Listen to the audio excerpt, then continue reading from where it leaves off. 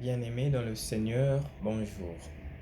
Aujourd'hui, l'Église nous propose de fêter la conversion de Saint Paul apôtre. Une conversion se fête lorsqu'on quitte d'un mauvais état à un meilleur état, ça se fête. Lorsqu'on a une victoire, ça se fête. Lorsqu'on a une réussite, ça se fête. Et lorsqu'on a un baptême, on reçoit un baptême, ça se fête également.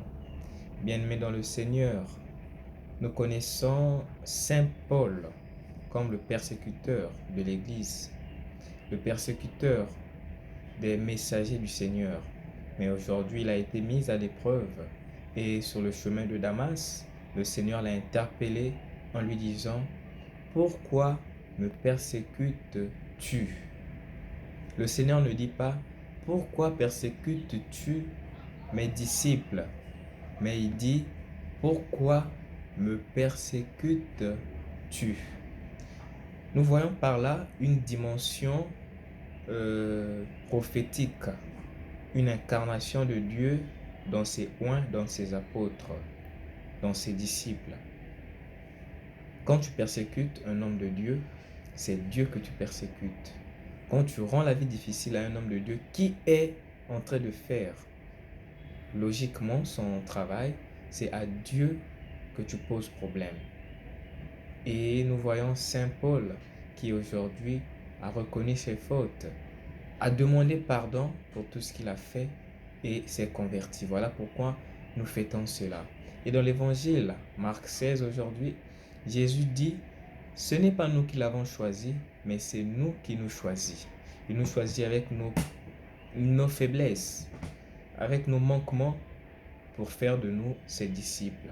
Alors il nous donne la mission de prêcher l'évangile, d'annoncer la bonne nouvelle, afin que quiconque croit en nous soit sauvé. Quiconque croit reçoive le baptême et soit sauvé. Il dit: on reconnaîtra ces missionnaires par les miracles qu'ils feront. Ils chasseront des démons, ils marcheront sur des serpents, ils feront ceci, ils feront cela.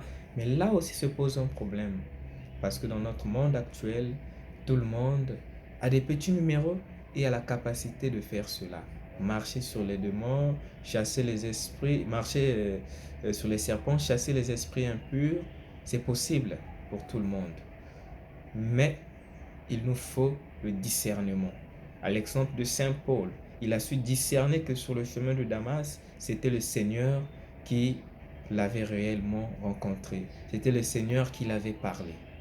Alors demandons cette grâce de pouvoir discerner et de reconnaître le Seigneur, de ne pas seulement nous limiter à la simple théorie, mais de l'accepter et de faire de lui notre compatriote au quotidien.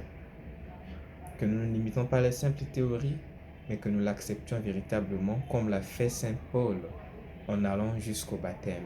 Que Dieu nous donne la grâce du discernement, que nous puissions le reconnaître dans ses oints, que nous puissions le magnifier, le glorifier par tout ce qu'il nous présente. Sainte journée à tous.